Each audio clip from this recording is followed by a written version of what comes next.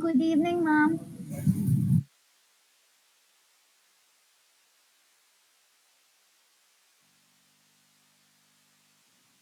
Hello. Hello. Yeah, am I audible? Yes, ma'am. Yes, ma'am. Can you see my slides? Yes, ma'am. Yeah, okay.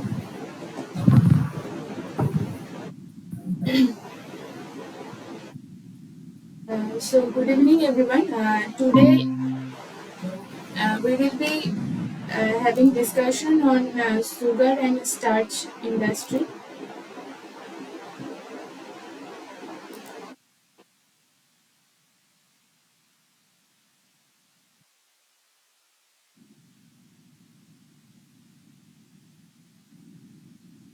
So let's start with the introduction part.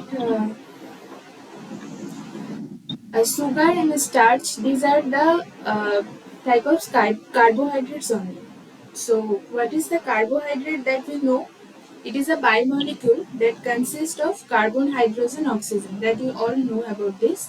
Usually, with a hydrogen oxygen atomic ratio of 2 is to 1, just like a water we have. Next is carbohydrates or saccharides are generally classified into monosaccharides, oligosaccharides, and polysaccharides. Monosaccharides, these are called the simple sugars. Oligosaccharides containing fewer like sugar units, whereas polysaccharides are they have many sugar units. We will be talking about their details in subsequent talk. Monosaccharides are the sugar molecules containing short chain of carbon atoms. There will be one aldehydic or ketonic group, and there will be one hydroxylic group that will be attached to the remaining carbon atoms. If the carbon number in the monosaccharides, suppose it is 6, carbon number is 6, then it will be called as hexose. That is, then formula will be C6H12O6. The examples of monosaccharides that has carbon 6 number of carbons are there, and those are classified as monosaccharide. Examples are glucose, galactose, and fructose. Oligosaccharides are formed. The next type after monosaccharide, next comes oligosaccharides. These are formed by the polymerization of the monosaccharides.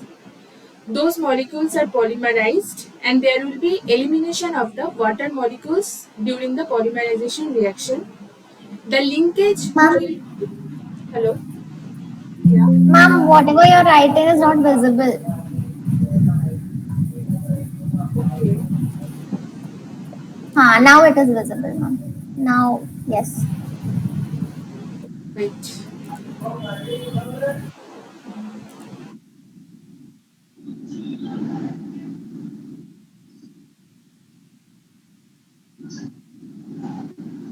Is it visible now? The slides? Yes, ma'am. Yeah, okay. So we are talking about oligosaccharides. These are formed by the polymerization reaction of the between two monosaccharides, or there can be multiple monosaccharides, and there will be elimination of the water molecules during the polymerization reaction. Now the linkage will form between two monosaccharides units. That linkage is called glycosidic linkage.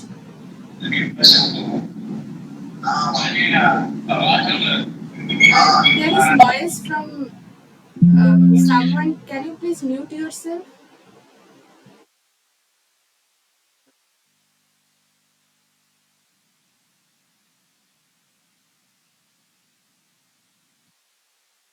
Examples of the oligosaccharides are sucrose, maltose, lactose. Polysaccharide, next classification is polysaccharide. These are the high molecular weight, very high molecular weight substances. Those are composed of very large number of monosaccharide units. They form very large polymer molecule. They may be a straight chain or branched kind of chain. And examples of polysaccharide are starch. Dextrin. Dextrin is a derivative of starch. Glycogen, that we know, we generally see the glycogen in our muscles, human muscles or animal muscles, like that. So let's discuss about that. Where can we find out the saccharides in the nature, or in what form? So first is glucose. This is the building block of the starch and cellulose, and main source of energy for all kind of animal. We know that glucose, it gives energy. Okay, fructose, it is found in fruits, honey. Along with glucose, it is present in the sugarcane also. So in the industrial level, we produce sugar from the sugarcane. So there is lot of fructose. Galactose, it is not found in the free state. One of the component of the milk, that milk sugar, that is the galactose. And galactose is it is also found in the agar agar. Sucrose, it is found in sugarcane, sugar beet. Maltose, cooked, we can found in cooked sweet potato, pears, honey. Lactose, this is the main, we find it in a huge amount in the mammalian milk. Starch, find it in the cereal grains, pulses, fruits. Dextrin, we find in corn, wheat, potato, peas. Glycogen, it is formed, it is stored in the form of glycogen in the animal tissues. Okay, so this is the structure of sucrose. So sugarcane, when we are talking about sugar industry, so generally we produce sugar from sugarcane, either sugarcane or beetroot. Okay, so sugarcane is the raw material for the sugar industry. Cane sugar is chemically known as sucrose. More than half of the world sugar is produced from the sugarcane. That is 70% of the sugar is produced from the sugarcane, and 30% is produced from the sugar beet. Sucrose, which is also known as disaccharide, the chemical formula is C12H22O11. It is a condensation molecules made up of two glucose molecules. You can see there is two glucose molecule, and this kind of structure is formed by condensation reaction of two glucose molecules. Next, we will be talking about properties of sucrose or disaccharides. First is molecular weight. This is around 342. Melting point is 186 degrees Celsius. Density 1.58 gram per cc or gram per centimeter cube. Solubility, sucrose is very soluble. There is no problem in solubility in water, but it is slightly soluble in methyl and ethyl alcohol. Forms, it can be found out in powdered form, granulated form. So we are taking forward the sugarcane as a raw material for manufacturing sugar from the sugarcane. So what is the composition of sugarcane? Composition, it has water around 70%, fiber 14%, sucrose it has 10 to 15%, and some soluble impurities around 2.7%.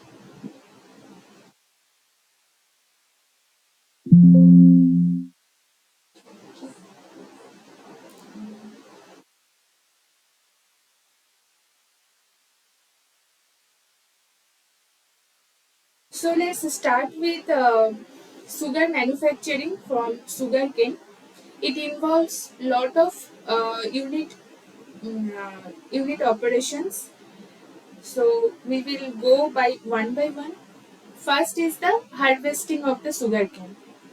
Next is cane preparation before sending it to the milling operation. Then milling operation, then clarification, evaporation, crystallization, centrifugation, drying of the sugar, and then refining. So I will be discuss at first very roughly the overall process by the block diagram. Suppose this is your, it will be cut through pieces before putting it to the milling process, right? So you can call it shredding, shredding of cane. You are introducing. Then after shredding, you are putting it in the milling process. Okay, so from the milling process, what you are expecting, you will be having cane juice, right? And there will be byproduct as bagases. Okay, so this cane juice, it has lot of water content, right? So it should be passed through steam heaters. In details, we will be discussing in subsequent slide. From that, heat will be given to the cane juice, and that heated juice will be then sent to the clarifier. Why this mixture is being heated before putting to the clarifier, this all details will be discussed in subsequent. Okay, so from the clarifier we will get obviously clear juice we are expecting from the clarifier. There will be lot of operations in the clarifier, and then the clear juice will be sent to the multi effect evaporator. Okay, now in the multi effect evaporator there will be concentrated solution. Okay, we will get the concentrated solution, and then it will be sent to the vacuum pan for crystallizing.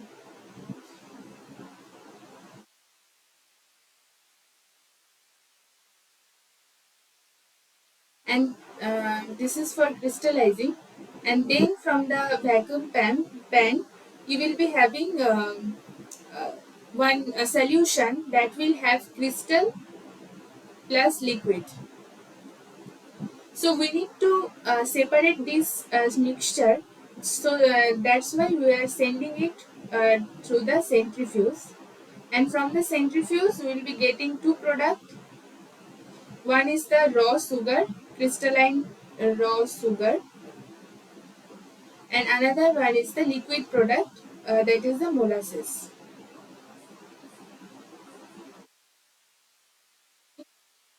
So this is the overall uh, process flow diagram, you can say. So we will be discussing one by one. Okay. So first is the processing of cane. So bulk amount of cane is cleaned by water from associated mud resulting due to harvesting. Cane milling. Now the milling process may be separated into two steps. First is preparation of the cane by breaking down the hard structure.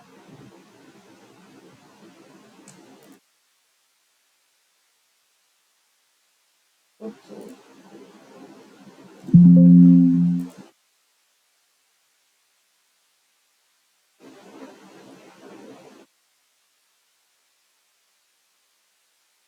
By breaking down the hard structure and breaking the cells structure also, Next is the grinding of the cane will be performed.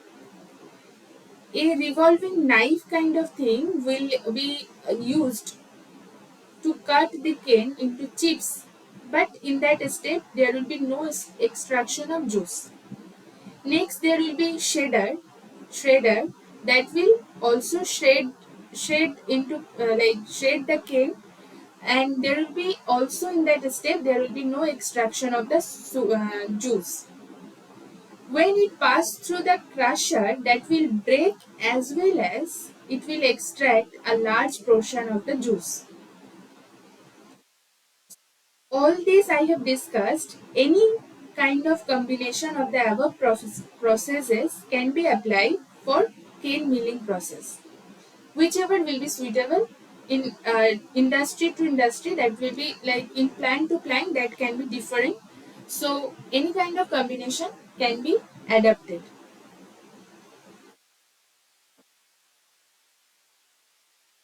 Next is processing of sugar. So processing of sugar cane, that is one problem is one kind of chemical reaction that we find out, that is the inversion of the sugar. What is that? That in that case the sugar which is um dextro rotatory. I will discuss in the later part. Now, first I will tell you that what is the inversion of the sugar, how does it occur. So, in the handling process, the sucrose, which is particularly uh, hugely present in the sugar cane, so that will be before pressing there will be inversion to monosaccharides, which is possible. Okay. So what is happening? This is the sucrose. It is C12 H22O11. This sucrose, this will be hydrolyzed in presence of the water, and that will form D-glucose and D-fructose. Okay.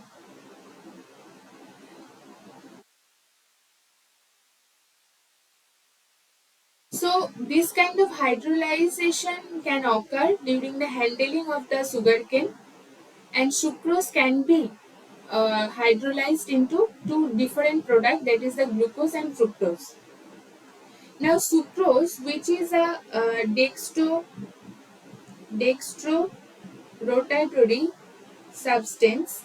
Dextrorotatory means this rotates plane polarized light clockwise, like clockwise direction it will uh,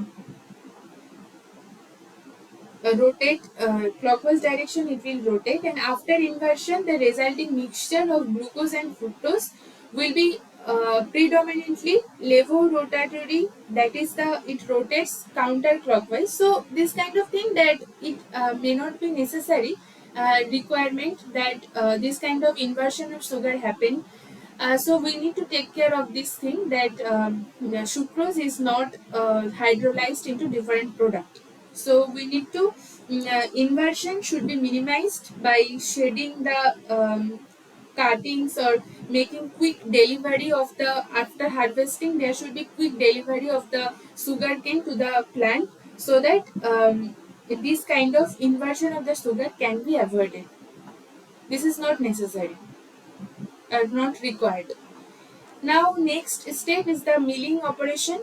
So milling machinery is composed of three rollers arranged in a triangular form. You can see this figure at the bottom. So this is in the triangular form, it is placed. This roller. A set of 3 to 7 machines is used for the cane milling operation. There might be 4, 5 or up to 7 we can use. Adding water in between one roll, this one milling press mill to another press mill, we have to add the water to more extract the juice from the bagaces. Okay, that will increase the extraction process as much as possible.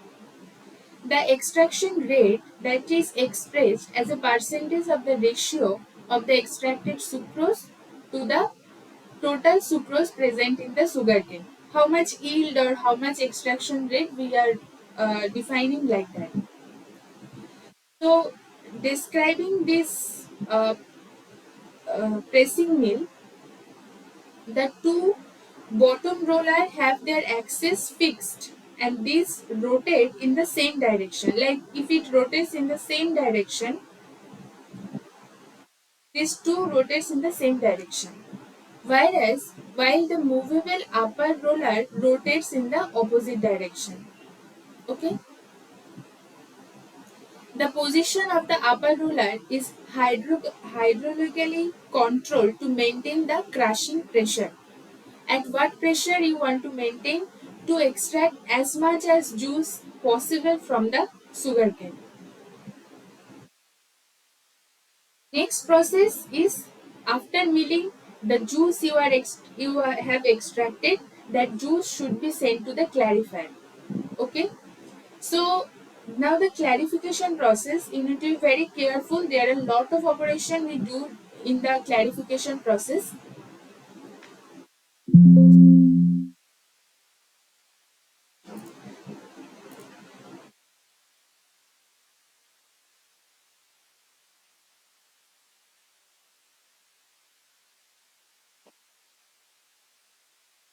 The objective of the clarification is to remove the impurity from the extracted juice at maximum. The degree of clarification has great bearing on the subsequent stations of factory. Degree of clarification affects the pan boiling. Pan boiling means the vacuum pan boiling at the crystallization stage, the centrifuging, fusing and the end product quality. Importantly, it will affect the yield of the raw sugar. If you don't do the clarification or don't remove the impurity in a proper way, then your ultimate quality of raw sugar will be reduced. Various chemicals are added to remove the impurities. After clarification, we get around 80 to 90% original juice that goes to the evaporator without further treatment. Clarified juice will be going to the evaporator without further treatment. The precipitated solid in the clarifier, that is kind of mud water, these are filtered after various methods of treatment. Maintaining the pH in the clarification process, maintaining the pH of the juice during the clarification is very crucial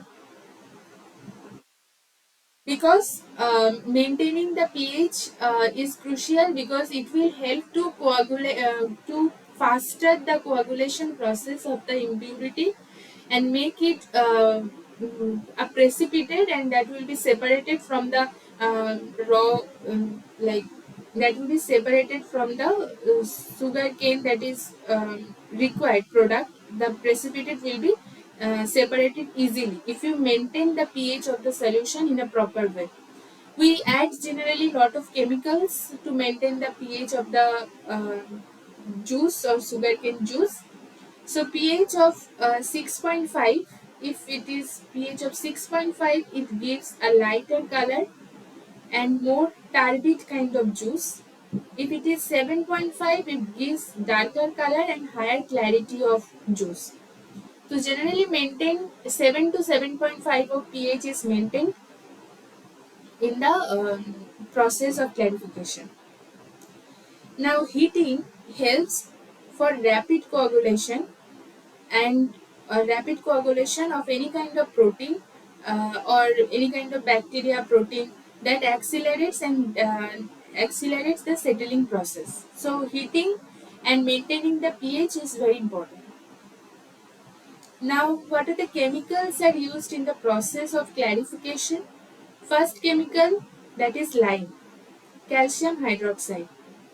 It neutralizes the organic acids present, forms the calcium salts with impurities, and that will faster the coagulation. Used in a process like defection or sulfidation, carbonation. Next, we also add bubbling the sulfur dioxide through the process.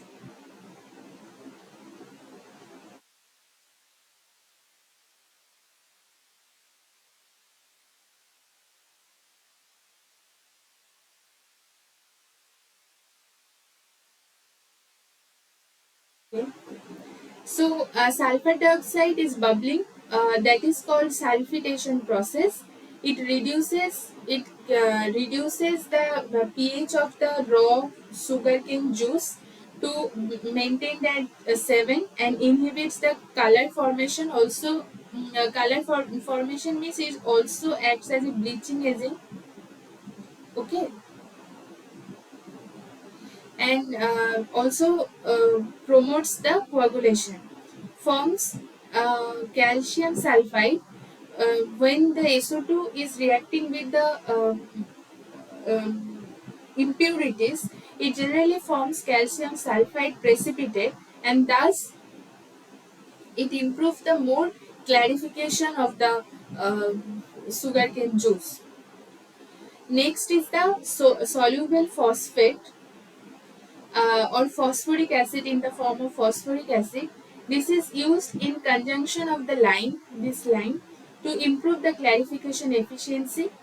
It adjusts the pH of the juice, which is very crucial for the optimal clarification, and forms insoluble calcium phosphate, and it precipitate down and aiding impurity removal process.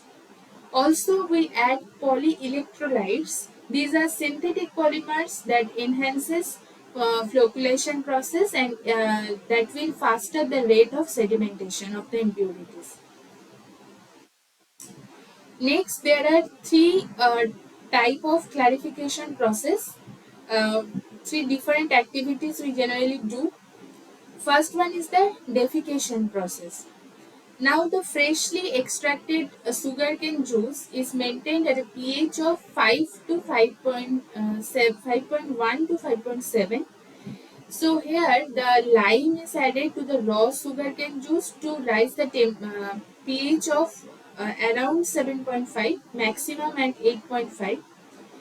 Addition of the lime that will reduces the loss of sucrose due to hydrolysis. There will be no hydrolysis or inversion of sucrose. That's why we are adding lime to maintain the pH, and also lime addition can cause coagulation of the impurities present. Lime reacts with the organic acid to form calcium salts, which at a temperature of 70 to 80 degrees Celsius, which are less soluble and they precipitate out. Lime also reacts with impurities like proteins, gums, and forming insoluble compounds. Next process is the sulfitation process, where we bubble this SO2 to the raw juice.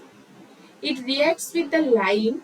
After lime treatment, we generally bubble SO2 through the mixture, and that will form the calcium sulfide that will reduce the pH of the juice and improves the coagulation process. Because this calcium sulfide will precipitate out, right? SO2 will also react other impurities, forming insoluble compounds, also acts as a bleaching agent that we already discussed. Carbonation process, this is addition of CO2 to the juice. After lime treatment, we add CO2 to the juice, and CO2 is added to the juice and it forms calcium carbonate CaCO3, which acts as a coagulant. It fastens the coagulation process, and also it helps to reduce the alkalinity and complete the precipitation. Okay, so these are three clarification processes that are followed. Next step is the filtration. So in the clarification, we already precipitated out various impurities, insoluble compounds. So we need to filter it out, right?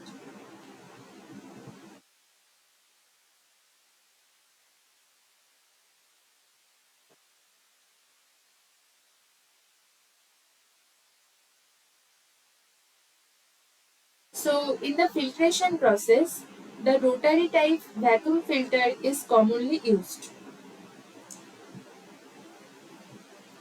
This rotary type vacuum filter is commonly used. The filter consists of one rotating drum covered with perforated plate of copper or other metal which is dipped into the bath containing mud water. The filter divided into four sections: hot water and bagachilo are added to the mud to increase the filtration efficiency. Like we need to separate out the actual sugarcane juice and the other insoluble precipitates, so that muddy water kind of thing we need to add hot water and some uh, filler aid that will promote the filtration efficiency. So this filler aids, this bagachilo, it helps to form a porous mud cake on the filtered drum. A clarified juice and the filter cake that is collected from the rotary vacuum filter. These are two main products of the filtration operation of the raw cane juice. The clarified juice, which is the overflow of the clarified, is directly sent to the evaporator for concentrating of the sugarcane juice, because we need to eliminate the lot of water content. We need to eliminate that. Next unit is evaporation and crystallization.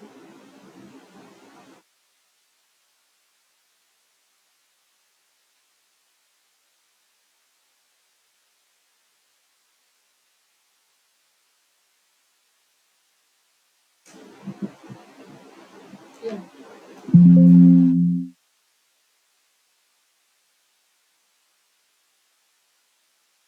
Is there any question till now?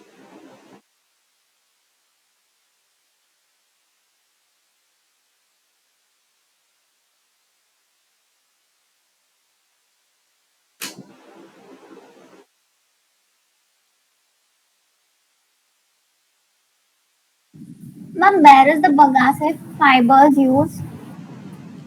Sorry. Where are the bagasse fibers used? These are used generally for a feed of cattle, like animals. We can for their feeding. We can use other like these are the fibers. Okay, fibers from the plants. So this kind of fiber can be further processed to any kind of, like, nowadays we do lot of like byproducts, right? So other than animal feeding, we can also use as a fiber and you can make product like that accordingly. So these are plant fibers that doesn't have any liquid part mostly. Even after it has some liquid part, it will be dry. It will be dried properly and then it will be used as a like fiber of the animal. Plant fiber. Mainly, it is used for the feeding of the cattle. So this is very like huge production of the bagels from the sugar industry. So we will discussing in the later part of the byproducts of the sugar industry. Okay, so moving forward to our slides. Yeah. So next unit is evaporation and crystallization. Evaporation of water from the sugar solution to produce the final crystalline sugar product, because whatever sugar we consume, we generally saw we generally notice that this sugar has some crystalline structure, certain crystal form it has, right? So, Calendria type evaporator, also known as short tube vertical evaporators, are used in the sugar manufacturing. So, two stages are involved in the evaporation process. First step is evaporators are involved to concentrate the juice. That means to eliminate the watery content from the juice. First few evaporators are used because we are using multi-effect evaporator, right? And last one will be evapocrystallizer that will help to crystallize the sugar from the solution. Clarified juice, we are whatever we are getting at as a overflow of the clarifier. That clarified juice is concentrated from 80 to 85% water content to 40% of water content by these 3 to 4 effects of multi-effect evaporator. So what happens in the multi-effect evaporator, that one suppose this is your three evaporators are there connected. So in the first evaporator, whatever feed you are giving, the concentrated product will be going to the next evaporator. Their concentrated product will be going to the third evaporator.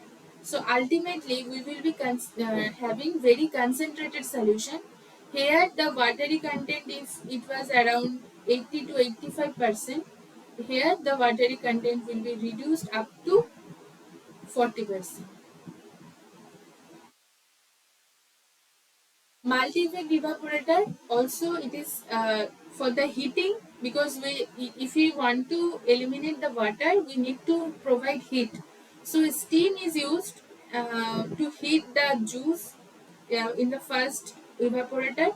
The vapor product produced from the evaporator is used to heat the second evaporator, and so on. So this whole system is very energy efficient. Like it significantly reduces the energy consumption in each step from outside. Like whatever steam is required, whatever steam is being required to heat the solution, the vapor produced from this evaporator will also be used to heat in the second evaporator. Okay, so ultimately it is very energy efficient process. That is, sugar industry is very self-sufficient process. We don't generally provide the huge amount of supply of electricity. We generally don't go for burning of coal and oil and other things. This the byproduct of like bagases and all, this can also be used as a uh, medium, like to burn and produce the heat from that.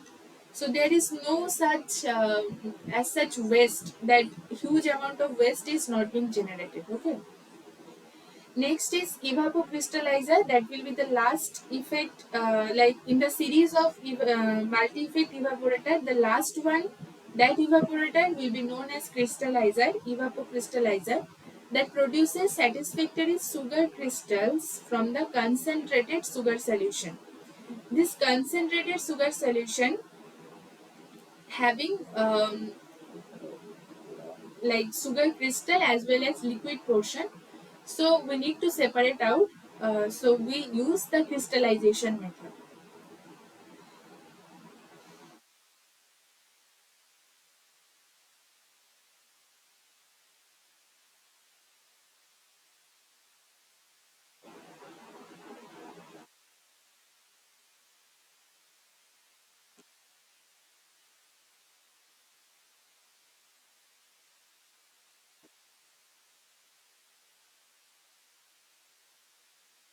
So moving forward with the crystallization process, uh, first is vacuum pans are used, that concentrated, that this is the mixture of sugar crystals. This is the mixture of sugar crystals. That is, crystals are not formed yet. Crystals and liquid, some liquid portion of that. So this is introduced in the vacuum pan while it is boiled under reduced pressure. That is, we create the vacuum,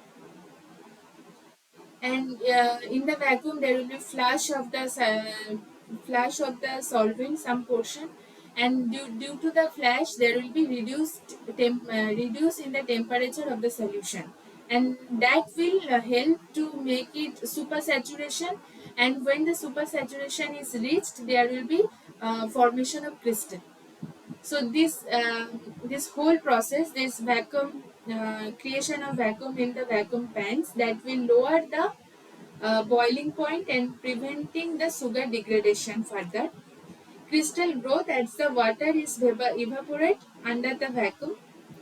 The sugar concentration increases, and leading to the formation and growth of the sugar crystal. Next is the seed crystal. That is, at first there will be a small sugar crystal that is called the seeding.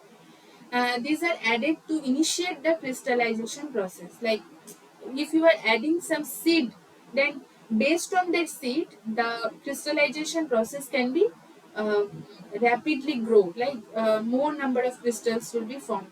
You have to externally you have to put some seed crystals, or insert the seed crystal into the reactor, so that it will initiate the crystallization process. Next is the super saturation.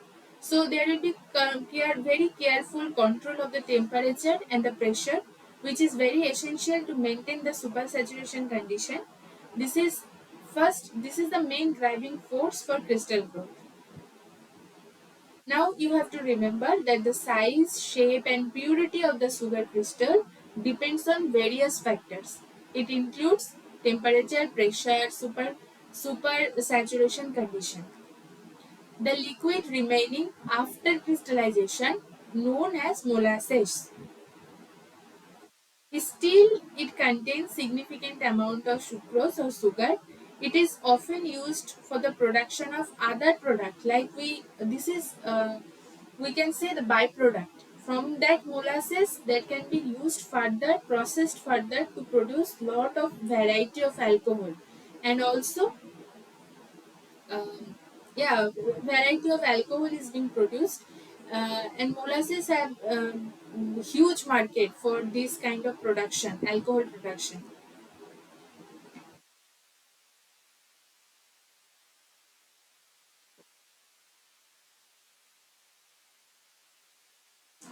Next is crystallization begins when the super saturation condition is reached. Okay.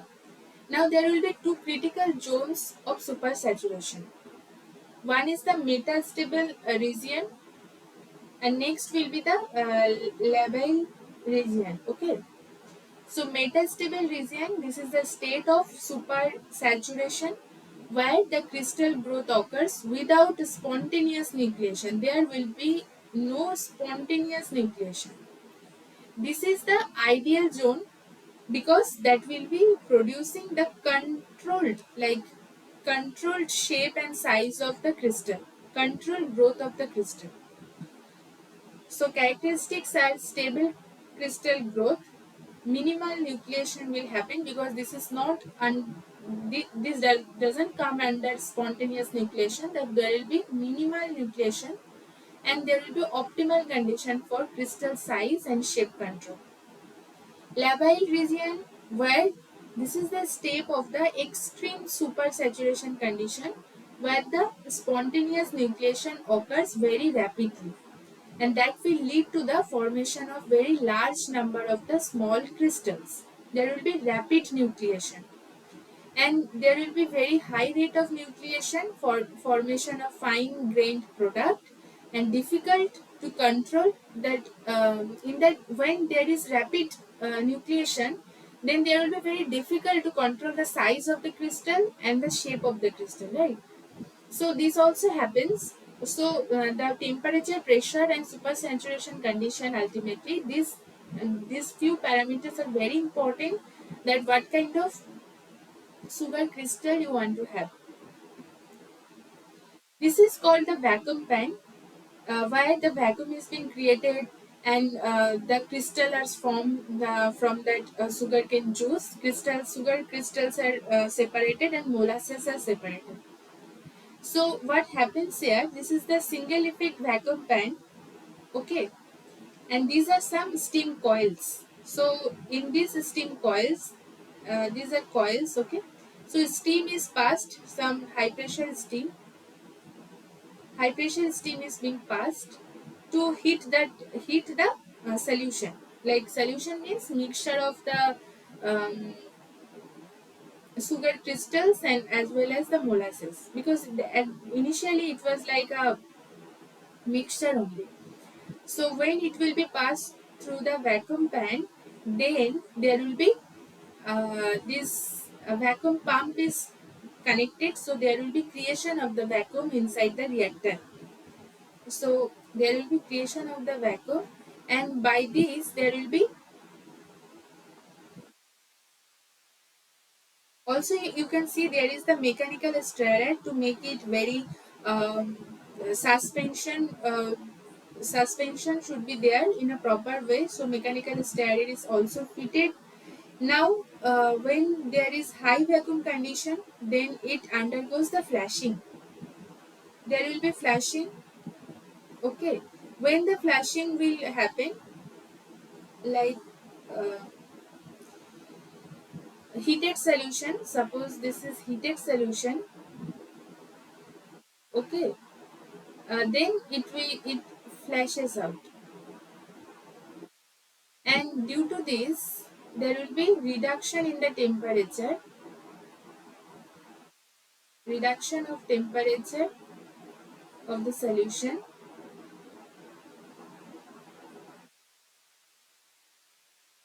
causing the cooling effect,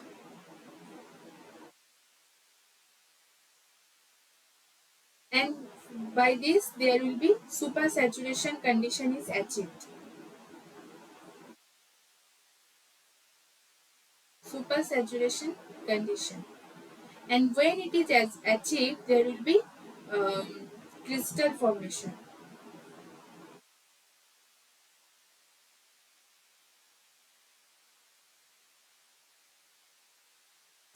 So this vacuum pan is very important for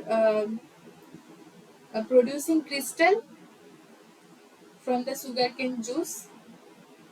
So this crystal will and this molasses are uh, still in a same solution phase. Like, so we need to go for the further processing, that is centrifugation. Centrifugation we will be centrifugation, that is the solid liquid separation.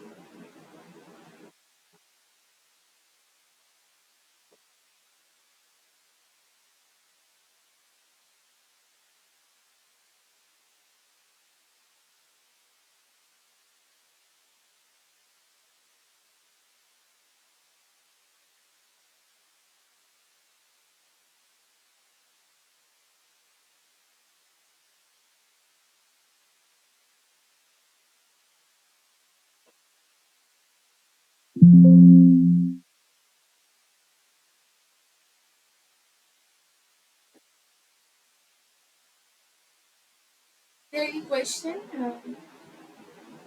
or everything is understood properly? So we are still we will be discussing almost the last step for the sugar manufacturing from the sugar cane. Also, these all unit operations are also involved from the sugar producing from the sugar beet. Almost the same procedure like unit operations. So some sort of like proper um, parameters maintaining is very necessary to maintain the crystal growth, sugar crystal growth, and it involves lot of refining stage like refining of the sugar crystal. It involves lot of processes afterwards.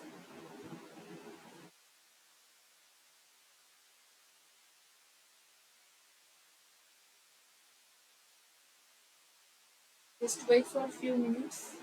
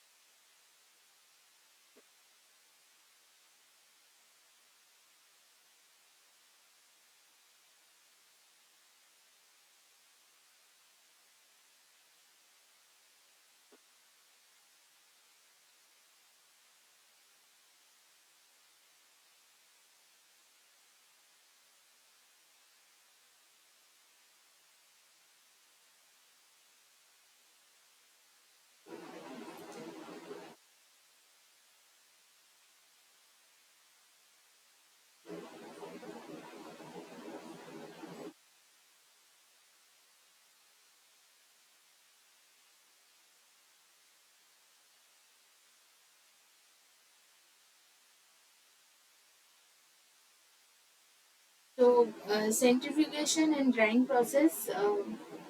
After the crystallization, the mixture of sugar crystal and molasses, this is fed into the centrifuges to separate out the sugar crystals from the remaining liquid, that is the molasses. For centrifugation, we use the rotating cylindrical basket. This is a special kind of centrifugation. This is a rotating type cylindrical basket is used. So higher speed, this is the centrifugation. So there will be centrifugal force will be there. So higher speed lead to better separation, but that can increase the crystal breakage, sugar crystal breakage. Now the excessive centrifugal force can reduce the product quality by damaging the sugar crystal. So we need to control over that centrifugal force or the speed of the centrifugation. The viscosity of that mixture of sugar crystal and molasses that will affect the separation energy. So maybe the viscosity might be different in different batches. So we need to maintain the viscosity also.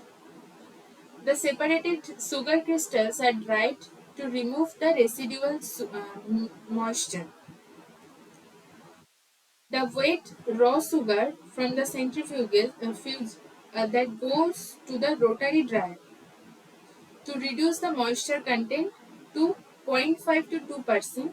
So there we use the hot air which is at 110 degrees Celsius. And in that case, we generally flow the hot air counter currently. Okay, so counter currently, the hot air is being flowed, and for the drying purpose of the crystal sugar crystals. So this figure you see, this is the perforated basket centrifuge. So how it is very efficient for separating the sugar crystal. that you can see that there are some perforated valves, right? Wait.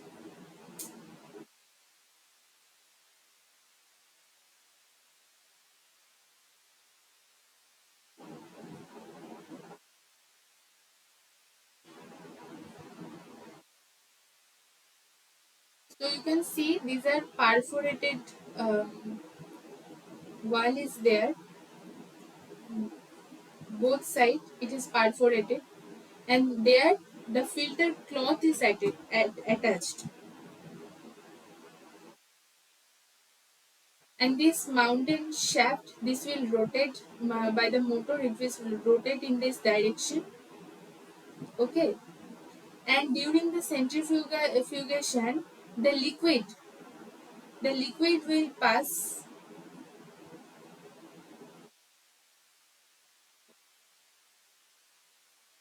So all the liquidy product that will pass, and this will be collected by this end, and the solid phase will be retained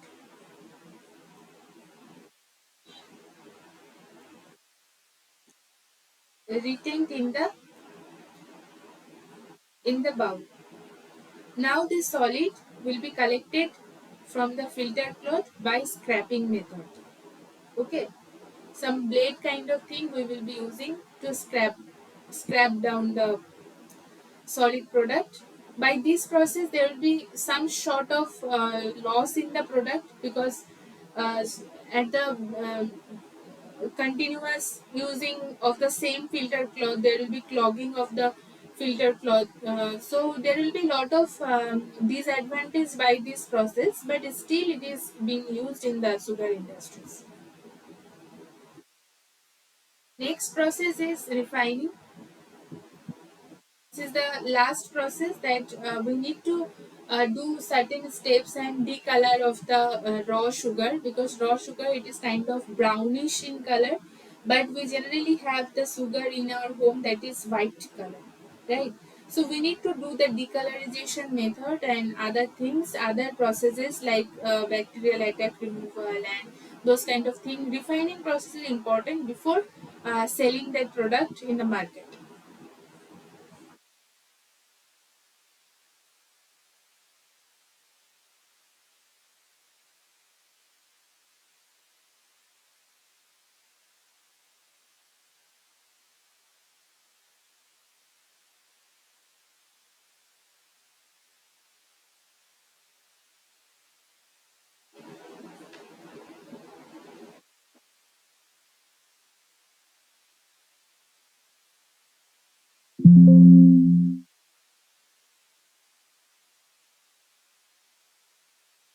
So this sugar and starch, this kind of industry is being taught in the chemical technology in the BTech course as of now.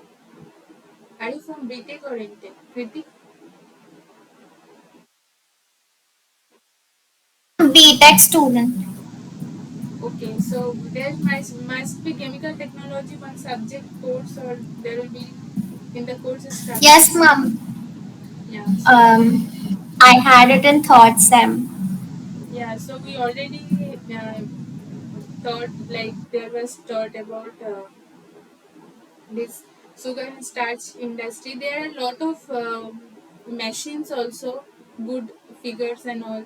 Generally, we used to read those from that Dryden book. Are you following the? Dryden, yes. Yeah, for Dryden book Yes, is ma'am. very good for this chemical technology. And from this chemical Yes, ma'am. technology, that like a good marks you can get in the GATE exam also. This is very like easy subject to score good marks in the GATE. Yeah. So, uh, you are in which semester right now? Ma'am, I'll be moving to fifth. Okay, okay.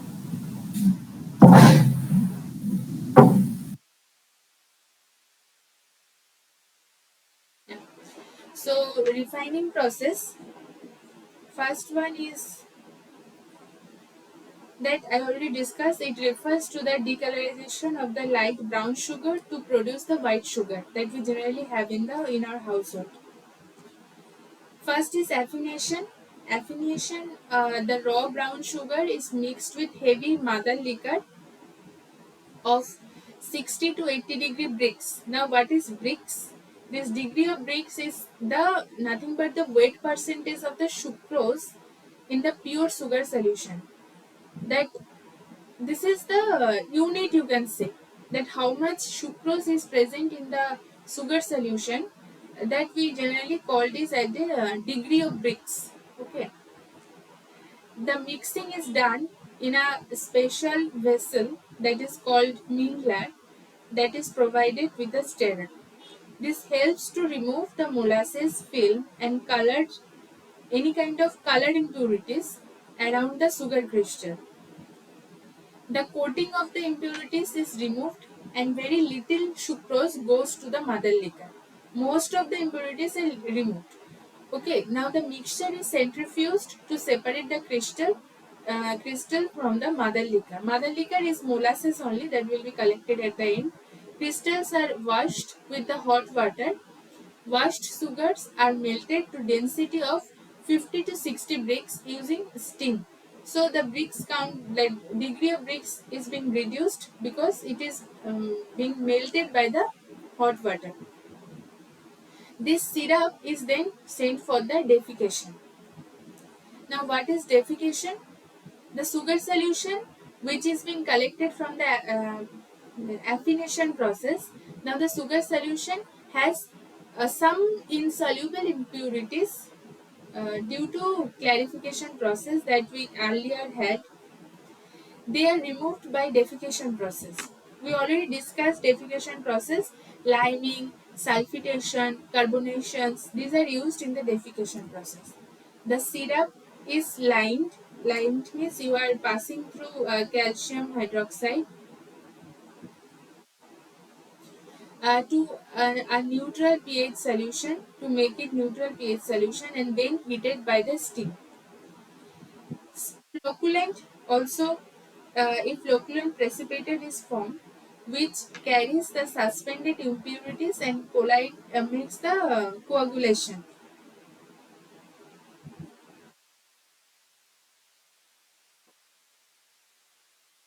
Now the added slurry of the di diatomaceous earth, that is greatly enhances the defecation process. Now this is some, like, the treated liquor is filtered through the filter press.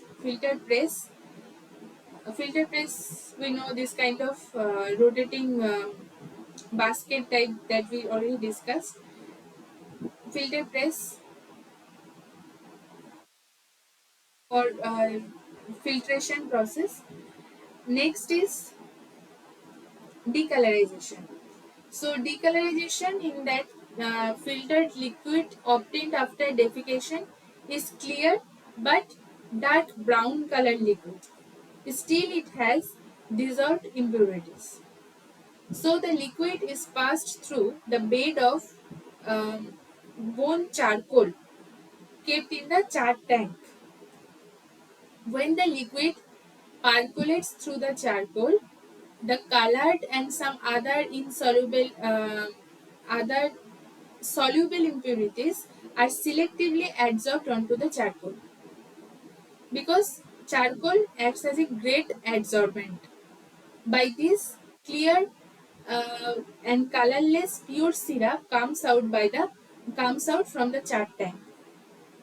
But the disadvantage of this process is adsorption cycle takes longer time and some inorganic salts are not being removed properly. So when bone charcoal gets saturated, obviously that should be removed and reactivated so that it can be used for further cycles. For decolorization, we can also use powdered carbon, tallow float, ion exchange process. Ion exchange process is very efficient. We can also use that for decolorization. Now the flowchart for sugar refining, that in a nutshell I want to give you that outline, that how it looks like, the overall process for sugar refining.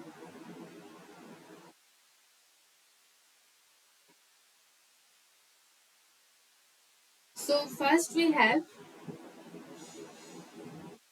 heavy mother liquor.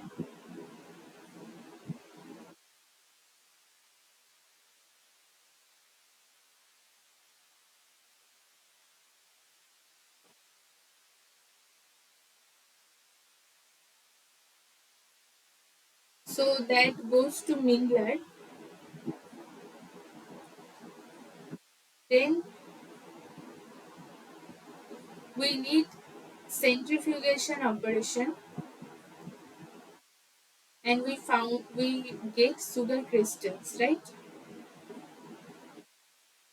The sugar crystal we send it to the melter by hot water injection, and from that melter we get the syrup. Now in the syrup we add different things, right? We add lime, defecation process, somewhat we add steam, somewhat we add diatomaceous earth. This to increase the filtration process. Now after that it is sent to the defecation tank. Okay. Now it is passed through the bone char bed. From that we get a clear dilute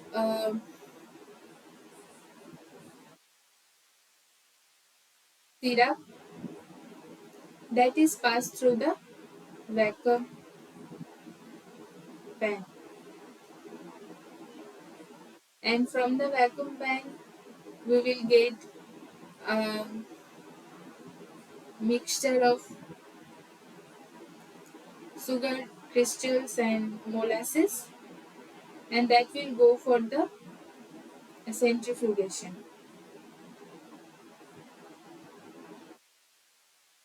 In the centrifugation, from the centrifugation we will get the wet sugar crystals, and that will further go to the dryer, and then after refining we will get pure white sugar.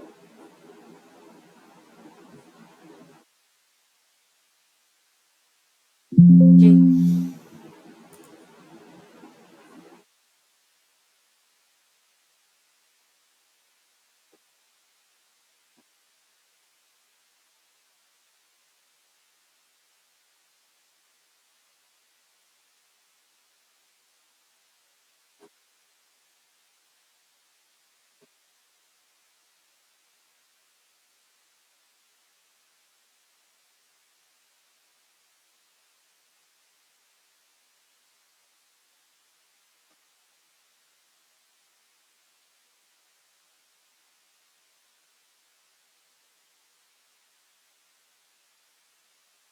Next, this is the only the flow chart only for sugar manufacturing from cane, sugar cane. The whole lot of chemical operations that I have mentioned, that is you can see from these symbols how it looks like. Now this cane is passed through the shredder. So this is the shredded cane is passed through the pressing mill. There will be multiple pressing mills are there. So it is passed through the first mill. Okay. Now it is passed through the like here it is 4 has been shown. Now whatever is see in the between also, when there is very less amount of juice is present inside that bagases, then we have to add externally the water to make it dilute. Then again the juice is being extracted, and all the juice are recycled to the, some juice are being recycled here, so that um, not juice, that bagases will be recycled to the first mill, so that there will be again the milling operation will be done, and there will be lot of and maximum extent of the juice extraction, and then it will be sent to the clarifier. Now in the clarifier you can see the SO2 is being bubble up, right? Now in the SO2 is bubble up, also you are adding the lime and calcium hypophosphate is adding. Now the stirrer is used for mixing at a good extent. Now the steam is also used. I have already mentioned the temperature and pH of the solution is maintaining very important for clarification operation. Now whatever sludge or precipitates are formed here, those are collected from the bottom of the clarifier and those are sent to the rotary filter. Now whatever cake is generated, like there will be cake formation on the top, and we will be scraping out this cake, and cake we can use it as a source of fertilizer. Okay.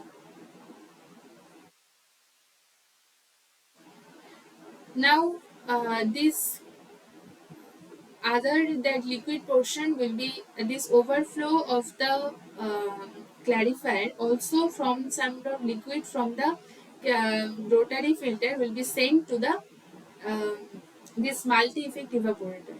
So there will be reduction in the water content.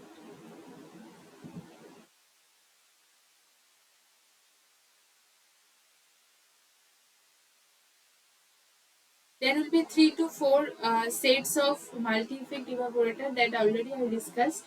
Now from this the water content will be reduced, and then it will be passed to the vacuum pan crystallizer. This is the vacuum pan crystallizer.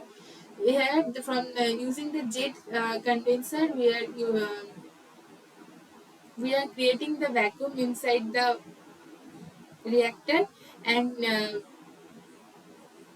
and at the bottom part there will be steam at for 57 degrees Celsius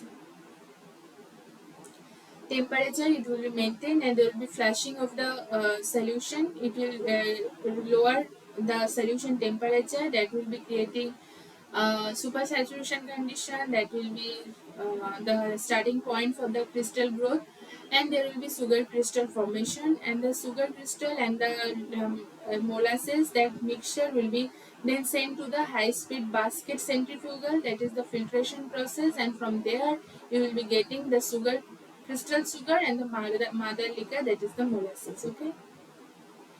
Now crystal sugar, this is our desired product.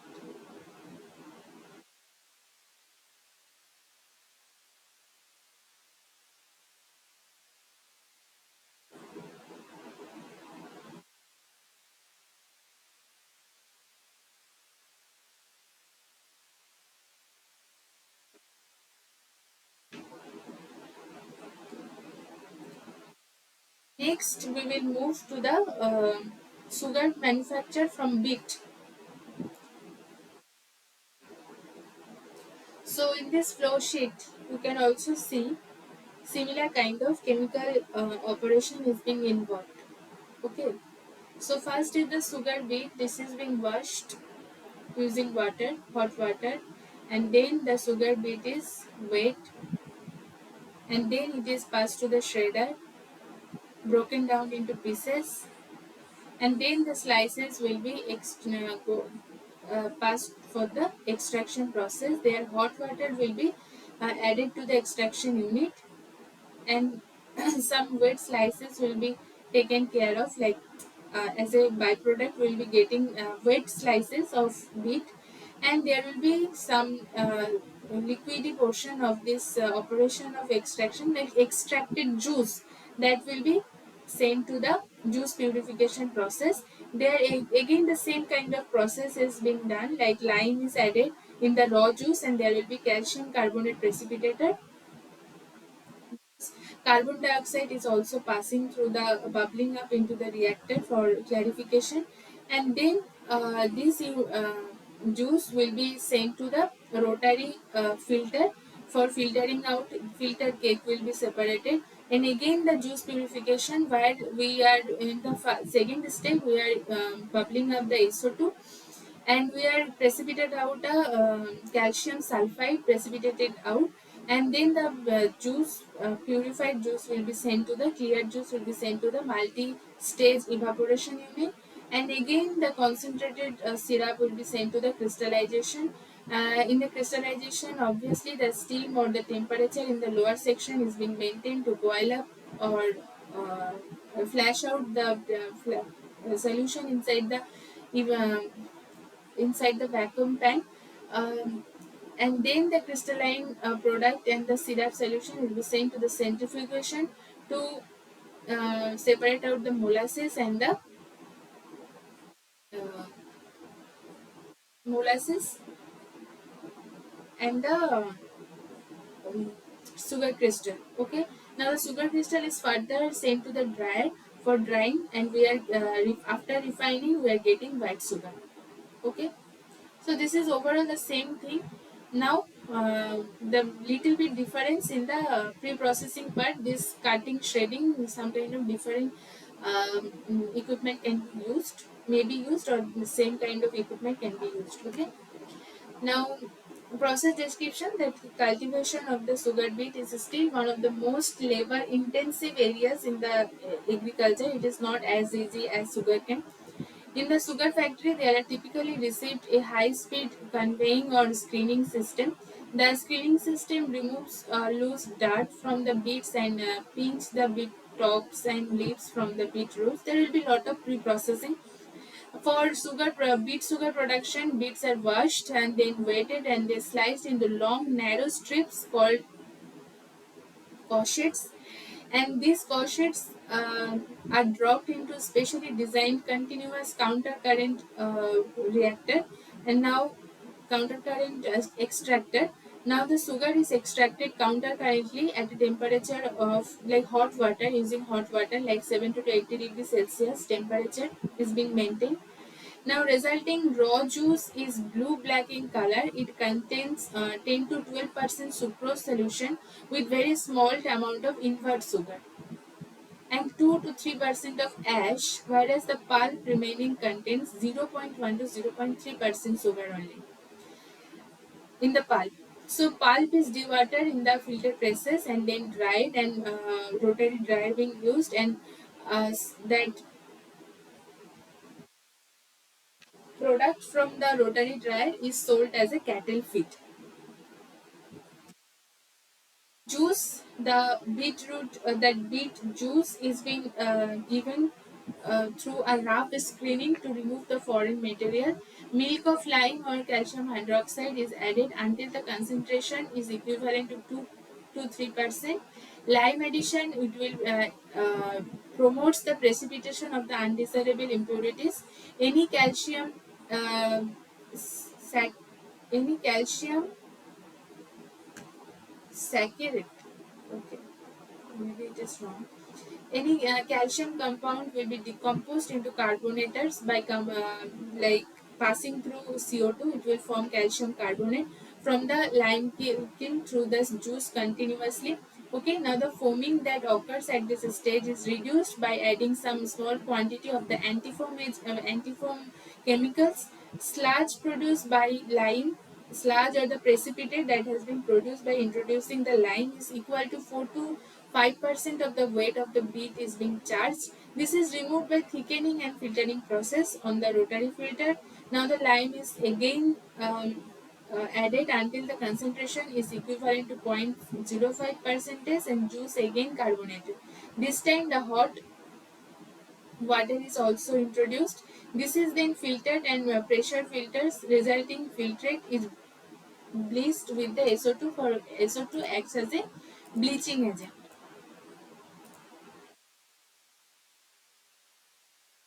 Now precipitate of the by introducing the SO2 there will be calcium sulfide precipitate, and this precipitate is removed by the pressure filter process, plate and frame filtration process.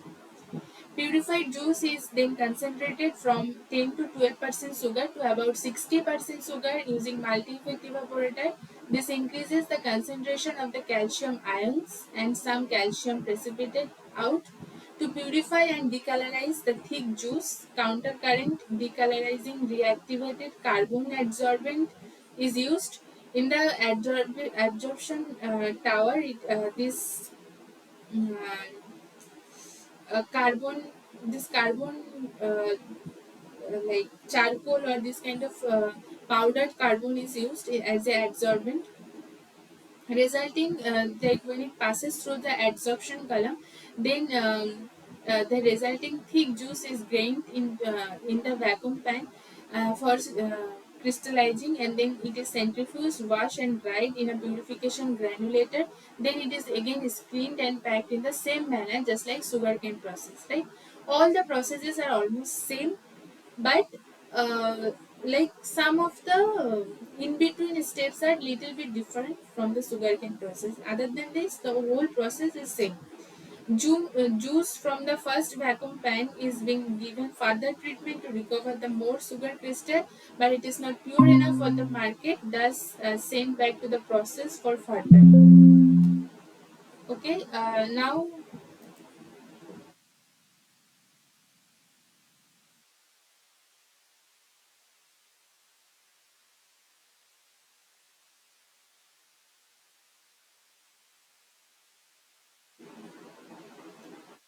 um, syrup remaining after several crystallization is called the beet molasses, which is sold for the cattle feed directly or added to waste wheat pulp. This molasses is also important for fermentation process to produce citric acid. Now, what are the overall byproducts of the sugar industry? There are two types of byproduct. One is the bagases, right? First byproduct is first we can see main byproduct is bagasse. This is the residue of fibrous residue,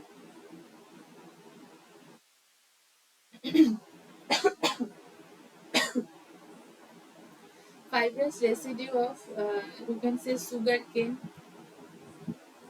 Okay, after extraction of juices,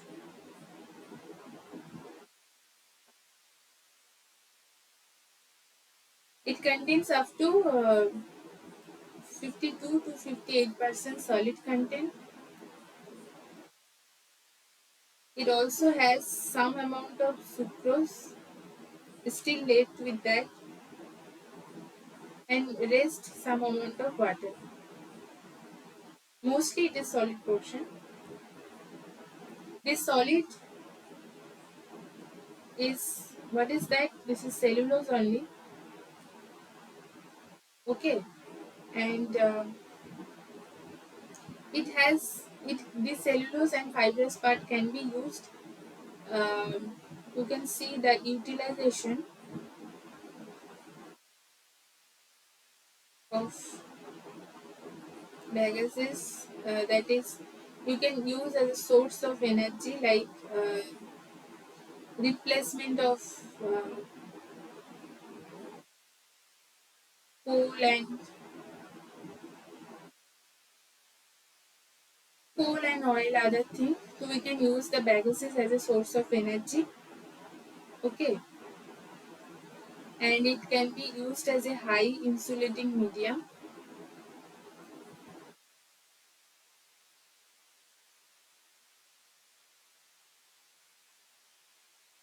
By acid treatment, it can be dehydrated to a sulfuryl, which is a very important industrial chemical used in the nylon industry.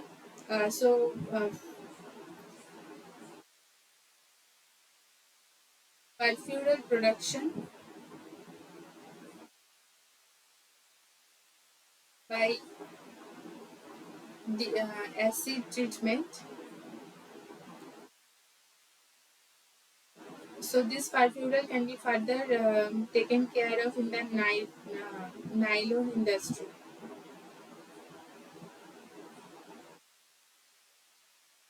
Okay, and then it is also used as a cattle feed.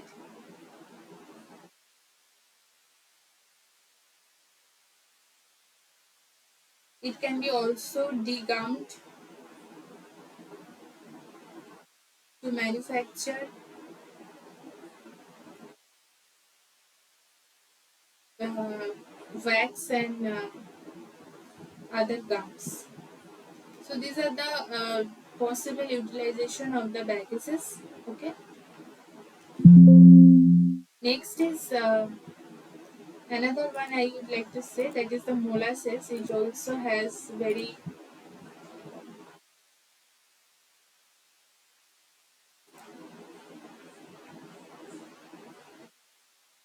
So next byproduct,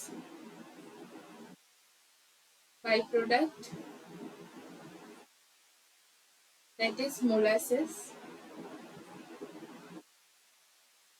So it is the nothing but mother liquor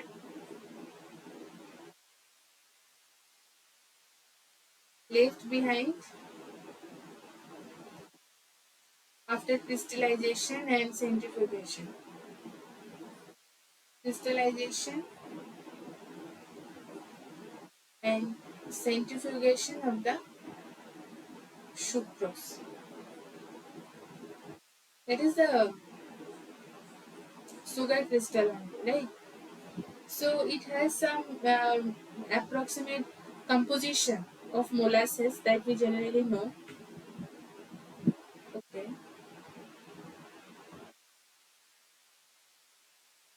So approximate composition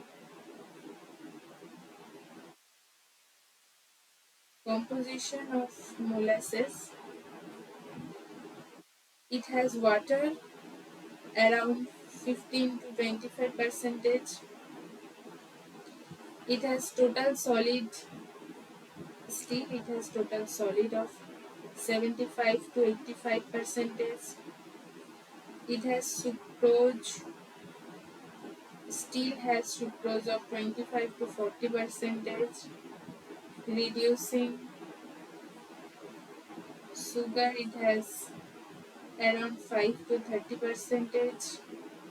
Ash is also present, 7 to 15 percentage.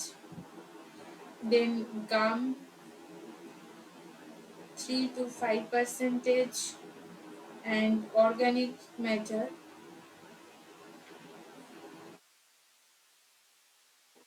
it is around 10 to 20 percentage is there. This is the typical, you can say, typical composition of the molasses. Okay.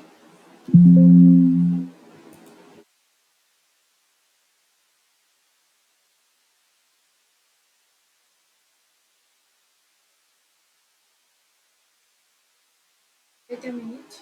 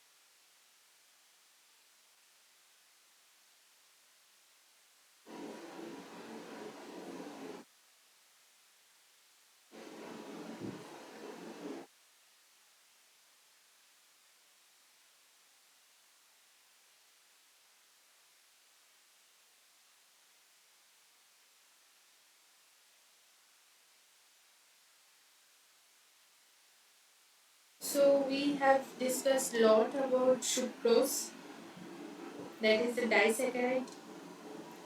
Next is starch. Starch is the polysaccharide, right? Starch, the it has formula of C6H10O5. This is a white granular organic chemical. It is made up of glucose molecules that are linked together to form a polysaccharide. And this is a very large molecule. You can see this is N, means polymerization reaction has been occurred, and this is a polymer, large molecule is this. The two types of polysaccharides in starch are amylose. This is a linear chain of glucose, and amylopectin. This is a highly branched chain of glucose. So two types are there. If it is linear, then amylose. If it is highly branched chain, then it is glucose. Okay. Highly branched chain of glucose, that is called amylopectin. Now the starch, it is insoluble in cold water. You have to, if you want to get a very soluble mixture of starch, you have to give it at a temperature if around 40 to 45 degrees Celsius. Some warm water you have to use to completely soluble that starch. And it is also insoluble in alcohol and other solvents. Common industrial starches um, from maize. This is the raw material. It contains up to 15 to 30% of amylose. This is the linear chain of glucose, and amylopectin, most of that.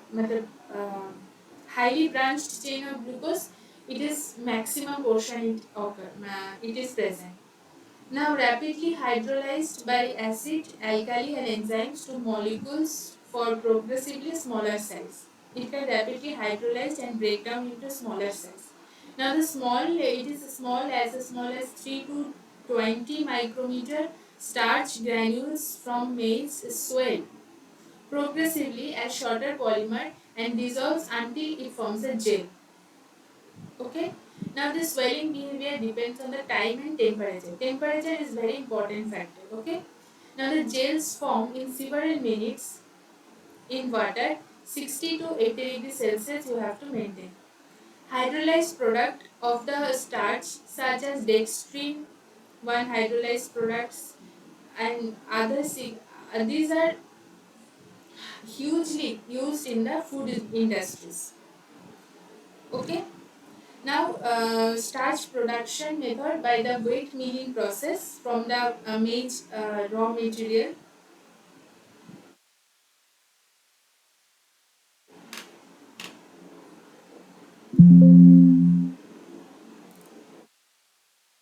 This will be our last topic to discuss for today's class. Okay.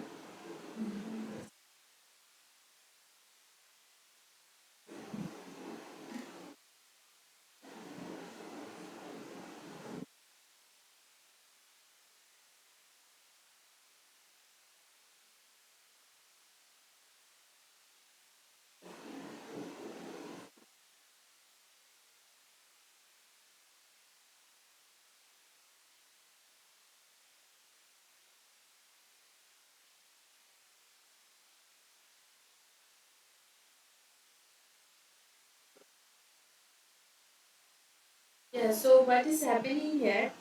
Now the major source of the starch it is maize, right? It contains up to this raw material. It contains up to 60 to 65% of starch. Now these are being screened and then air cleaned. See you are putting the air cleaner and certain temperature is maintained around 50 to 55 degrees Celsius. Certain temperature is maintained. And then it is some magnetic separators are also used to remove the impurities. Some kind of magnetic metallic impurities might be present. Okay. So after that it is passed through the step tank. Sorry, I have wrongly mentioned it here. This is for the temperature. Yeah. So in the steep tank, the temperature is maintained around 50 to 55 degrees Celsius, and from here the SO2 is being bubble up. Okay, as a bacteriostatic. Now the decanted step water, it is sent to the evaporator for animal feed or for fermentation to produce antibiotics. Some decanted water is sent for those other purpose, fermentation or antibiotic production. From the downwards product, like from the underflow product, you are passing it through the degerminator to reduce the germs. Okay. Now, um, this starch suspension, whatever this germ separators jump to the made oil processing, it is further sent for the oil processing, and then this is the wet bone mill. Some milling operation is done, and then it is passed through the series of centrifugations. So from there, you are from the overflow, you are getting the gluten, which is the water insoluble protein. You are separated out by the centrifugation process, and starch is being recovered from the filter cake. This is the filter cake washing press. So filter cake from it is separated, and then it is further processed, dried, and it is saved as a powdered product. And a starch for syrup hydrolysis. The liquid product is used for the syrup hydrolysis. So other product can be used by gelatinizing with water or by the hydrolysis. Now starch derivatives are dextrin, dialdehyde starch and starch phosphate. These are very value added product than starch itself. So these are derived product from the starch, dextrin. So I will not go much details on the derivative parts. That nicely described in the NPTEL lectures recently.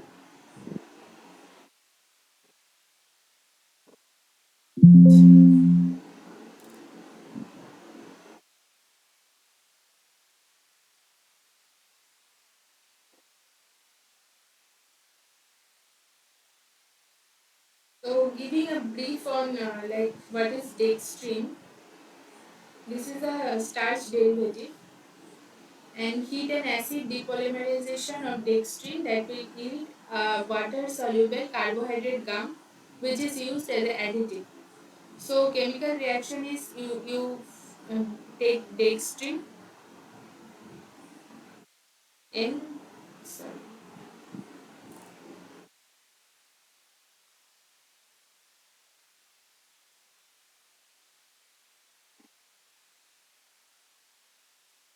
six, and you will be doing the heat and acid polymerization. Acid is HCl is even, and there will be this CH10O5X. So some kind of gum formation is by this reaction. Gum formation is that. So batch heating in the scrapping type autoclave units, it is the older definition, and fluidized hydrolysis is a modern method. So some kind of production method. I am not going into details on that. Next is the dialdehyde. This is also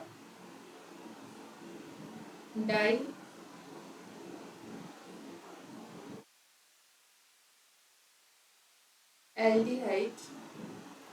So it is an oxidized form of the starch which is used in the paper industry as a wet strength additives and in the adhesives. Okay, now oxidation of starch, how it occurs? You know how the starch molecule looks like, right? I'm not drawing the Like this is a complex structure. Right.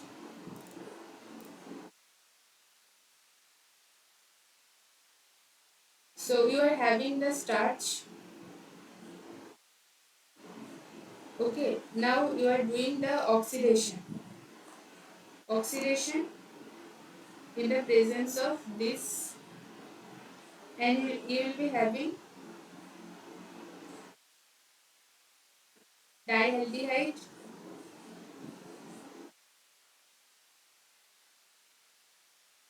and other forms.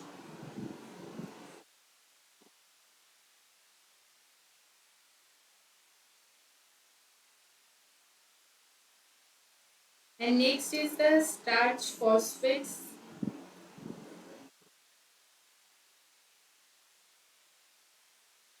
So it is a starch, you can see this is a starch ester kind of thing, which is obviously this is very water soluble.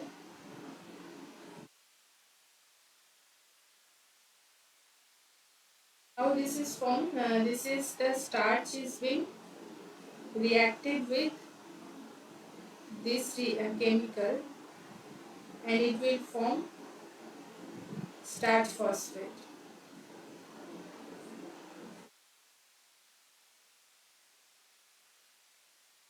And H2. So these are some derivatives, and the esterification reaction is involved. This is the esterified product. Esterification reaction is involved, and these are some derivatives of starch. So that's overall for today's class. Mainly, the main portion is the process flow diagram and the uh, parameters those are required for maintaining the quality of the sugar that we want to produce. And other thing, process is almost same, but um,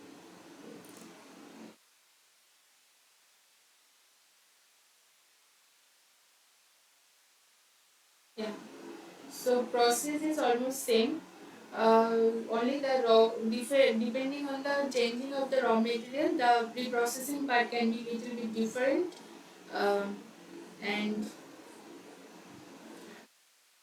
there is lot of option as a like molasses and other things.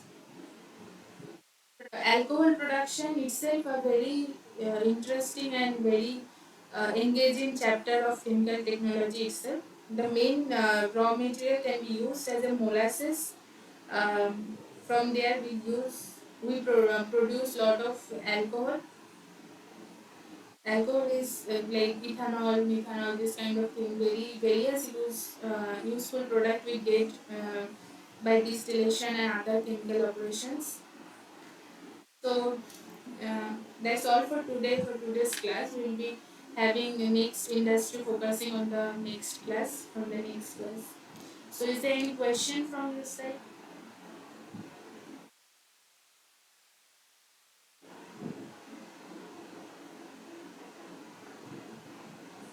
No, ma'am. Yeah, okay. So thank you for joining today. I'll be expecting more students are joining from the next class. So if there is no question, then I would like to end the session for today. We will meet in the next session next week Friday, 7 to 9 time slot. Okay. Thank you for joining. Bye.